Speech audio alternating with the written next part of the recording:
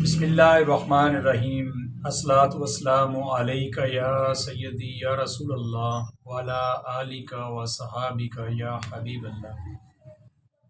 मैं हकीम दाऊद अहमद ख़ान आप सब दोस्तों को खुश आमदीद कहता हूँ और उम्मीद करता हूँ कि आप सब दोस्त भी खैरियत से होंगे।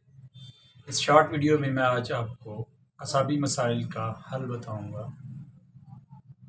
अगर पेट में हवा रहती है, कंधों में खिंचाव है या जिस्म में दर्दें हो रही हैं, तो आपने क्या करना है, आप माजून अज़राकी जो है वो पंसारी से ले लें, चाहे हमदर्द वालों की ले लें, करशी वालों की ले लें, अजमल वालों की ले लें, जो सी आपको अच्छी मुयस्सर है वो आप ले लें और इसका आप इस्तेमाल करें। तो इंशाअल्लाह ताला आपको ये जो आपके मौजूदा मसाइल हैं, पेट में हवा हो जाती है, जिस्म में दर्दें हैं, पट्ठों में खिंचाव है, तो इसमें ये आपको बहुत ज़्यादा मुआवन साबित होगी। मज़ीद ऐसी अच्छी वीडियोस देखने के लिए आप मेरी आईडी को फॉलो करें, लाइक करें और इसे अपने दोस्तों के साथ शेयर करें ताकि किसी का भला हो।